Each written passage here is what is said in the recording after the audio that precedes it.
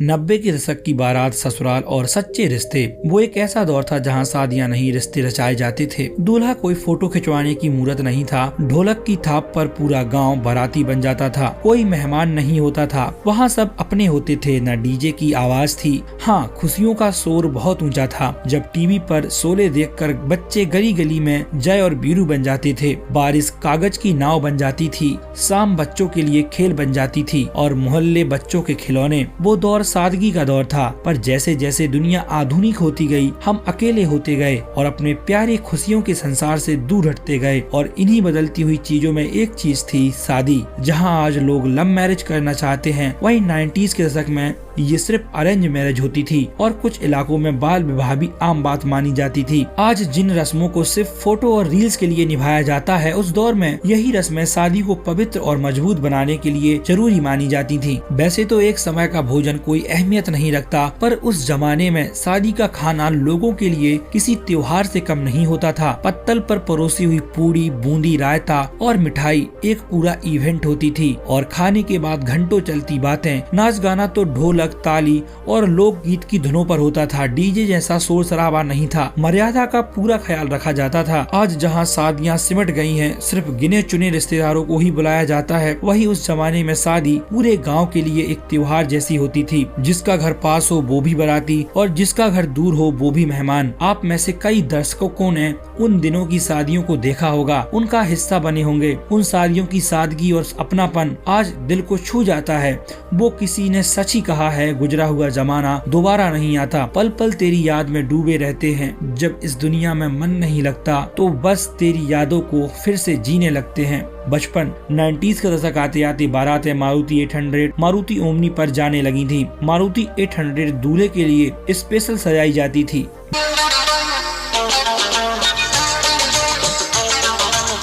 और अगर बारात में ये जीप नहीं गई तो बारात अधूरी ही होती थी।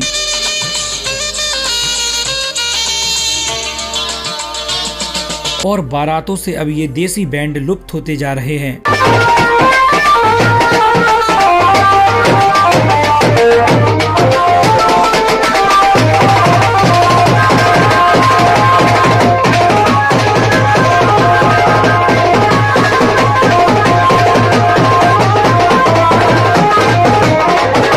बारातें सिर्फ मेहमानों का जमावड़ा नहीं थी, दूल्हे के दोस्तों के लिए उनके जीवन का सबसे खुशियों वाला दिन होता था। दोस्त की शादी और उस शादी में डांस करना, ये हर दोस्त की ख्वाहिश होती थी। दोस्त ऐसे नाचते थे जैसे छोटे बच्चे हों। हर दोस्त नाचने की अपनी अपनी कला दिखाता था। इनका डांस देखकर पूरे बाराती और लड़की वाले हंस हंस कर लौटते थे। दोस्त का डांस पूरी बारात में एक बड़ा इवेंट होता था, जिसकी तैयारी 4-5 दिन पहले से ही होने लगती थी।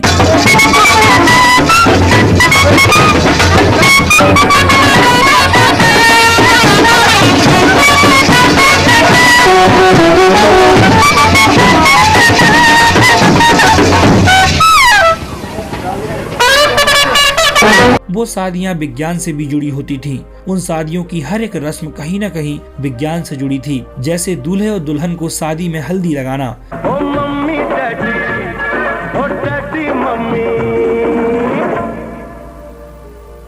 ये हिंदू धर्म की हर शादियों में होता था। दरअसल हल्दी में एंटीसेप्टिक, एंटी इन्फ्लेमेटरी और एंटीऑक्सीडेंट गुण होते हैं, जो त्वचा को संक्रमण से बचाते हैं और त्वचा की चमक बढ़ाते हैं, साथ ही तनाव को कम करते हैं। हल्दी की रस्म शादी से पहले प्राकृतिक रूप से त्वचा को सुंदर और स्वस्थ बनाने का एक पारंपरिक तरीका था। सोचिए, हमारी तो एक एक रस्मों में विज्ञान छुपा है। ये गोरे क्या ही हमारी बराबरी कर पाएंगे। इन रस्मों के दौरान हंसी मजाक और पुराने किस्से सुनने और सुनाने का कार्यक्रम भी चलता रहता था। फिर होती थी मेहंदी, जो आज की तरह किसी बड़ी पार्टी की तरह नहीं होती थी। घर के एक आंगन में दरी बिछाकर मोहल्ले की महिलाएं मेहंदी लगा देती थीं। वैसे तो मेहंदी प्राचीन भारतीय परंपराओं में नहीं थी। 12वीं शताब्दी में मुगलों के बाद इसका चलन भारत में ज्यादा हुआ और अब मेहंदी 16 श्रृंगार का हिस्सा बन गई है। साथ ही इसे हर शुभ काम का प्रतीक माना जाने लगा है। उन शुभ कामों में से एक शादी भी है। उस समय शादियों का मंडप कोई स्टेज नहीं था, बल्कि आम के पत्तों से बना एक पवित्र और वैज्ञानिक क्षेत्र था, जो प्रकृति के 5 तत्व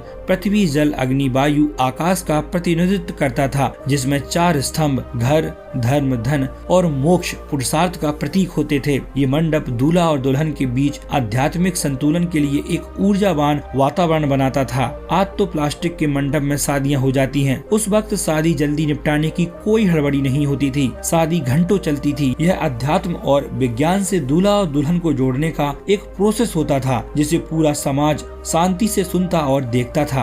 इशारा करना है। ओम मंगलम भगवान विष्णु मंगलम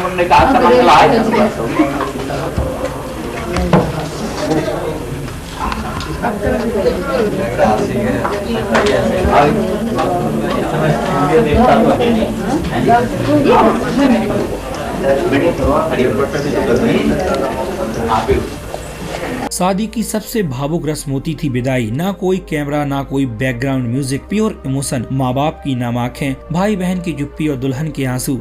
ये वो पल होता था जब एक बाप का घर सदा सदा के लिए खाली हो जाता था, जिसमें एक बेटी अपनी यादें, घर, मायका और बचपन छोड़कर जाती है।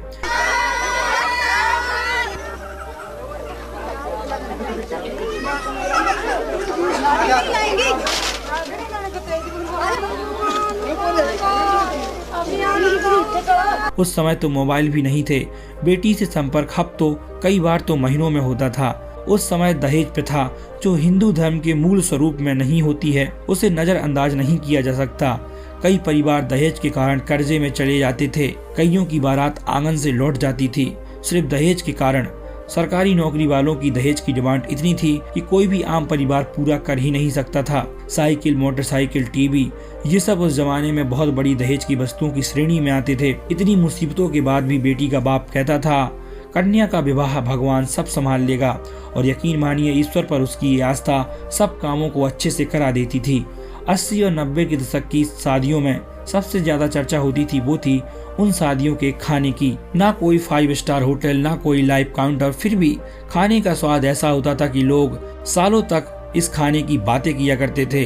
खाना सिर्फ जरूरत नहीं, मेहमानों के लिए सम्मान और प्यार का प्रतीक माना जाता था। उस समय की शादियों का खाना घर पर ही बनता था। गांव की औरतें और मेहमान पूड़ी बनवा देते थे और मिठाई, सब्जी गांव के ही 2-3 खाना बनाने में माहिर लोग इतना काम करवा देते थे। गांव की शादियों में लोग खुशी खुशी सहयोग कर देते थे। वो अपनापन अलग झलकता था। ना जात देखते थे, ना धर्म। वो समय एकता का दौर था। बड़े बड़े अमीर लोग भी गरीब घर की शादी में मदद कर देते थे। बर्तन, बिस्तर सब मोहल्ले से व्यवस्था बन जाती थी। पूरा गाँव ये ख्याल रखता था कि शादी वाले घर में किसी भी चीज की कमी ना होने पाए। इस तरह एक सादगी से भरी शादी उस दौर में संपन्न हो जाती थी, जिसका खर्चा 90,000 से 1 लाख रुपए तक आता था। शहरों में 4-5 लाख और कुछ ज्यादा अमीर लोग 10-20 लाख रुपए शादियों में खर्च कर देते थे। उम्मीद न छोड़ेंगे, रहकर तेरे सहारे, सबसे लड़ेंगे और फिर इस संसार को छोड़ेंगे। प्रभु, इस वीडियो को यहाँ तक देखने के लिए धन्यवाद। आपका आभार।